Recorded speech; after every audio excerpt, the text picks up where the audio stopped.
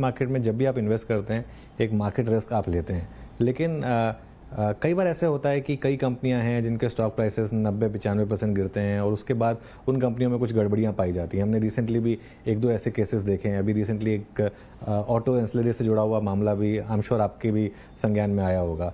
तो ऐसे में क्या पहले से कुछ वार्निंग साइंस दिए जा सकते हैं इन्वेस्टर्स को, जिससे कि वो थोड़े से कॉशियस हो जाएं इस चीज़ में? आई एम श्योर सभी ऐसे कुछ कर रहा होगा, लेकिन इसमें कुछ आपने और सोचा है, कुछ और किया जा सके इसमें? देखिए, वार्निंग साइंस डिस्क्लोजर्स पे बहुत से आधारित होते हैं।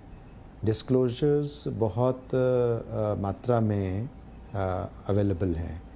आपके जो जितने रेगुलेशंस के हिसाब से हमने किया है कि जिस हिसाब से कोई भी मटेरियल इवेंट होगा उसको बताया जाएगा एक्सचेंजेस को। फिर हमने मटेरियलिटी पे भी हमने जारी किया है कि मटेरियल किसको मानेंगे, ताकि ऐसा ना हो कि मटेरियल इवेंट्स को मिस कर जाएं आप। तो उस पे भी हमने क्लैरिफिकेशन जारी किए। उसके बाद हमारे पास बोर्ड ऑफ डायरेक्टर्स हैं। बोर्ड ऑफ डायरेक्टर्स की अपनी जिम्मेदारियां हैं, उसमें इंडिपेंडेंट डायरेक्टर्स हैं, उनकी इंडिपेंडेंट डायरेक्टर्स की जिम्मेदारियां हैं। बहुत सी चीज़ें हैं जैसे रिलेटेड पार्टी ट्रांजैक्शंस हैं, वो सिर्फ उसको अप्रूव करने के लिए इंडिपेंडेंट डायरेक्टर्स ही होने ज़रूरी हैं। ऑडिट कमेटी है, एनआरसी है, जिसमें की मैनेजमेंट पर्सनल पे इशू उन पे उनकी जवाबदेही तय होती है। बिल्कुल। उसके बाद ऑडिटर्स हैं, ऑडिटर्स की अपनी जवाबदेही है। तो एक सिस्टम है और उस सिस्टम में बहुत अलग अलग जिम्मेदारियां हैं, और उसके ऑन टॉप ऑफ इट जो कॉरपोरेट गवर्नेंस है, वो खुद भी, यदि कोई भी कॉरपोरेशन रहेगी एज एन एंटिटी, उसको अपनी रेपुटेशन भी करनी होती है, और उसी रेपुटेशन के मदद पे वो आगे जाती हैं और उनको लोग रेस करते हैं।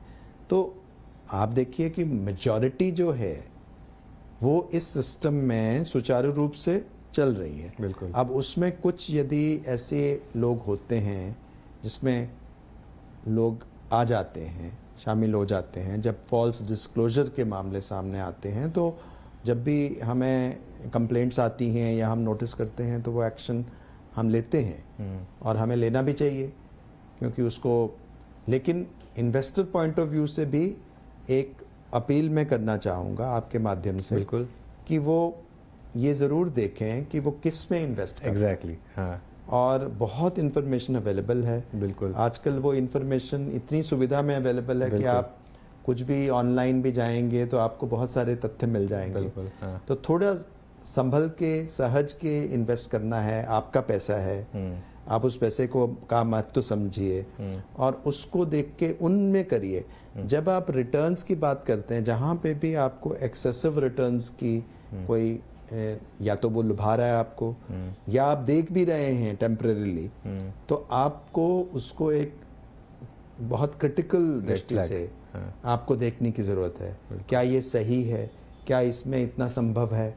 क्योंकि जहाँ कहीं भी बहुत ज़्यादा एक्सेसिव रिटर्न्स की बात लोगों ने की है, उन्होंने लोगों ने धोखा भी खाया है। बिल्कुल।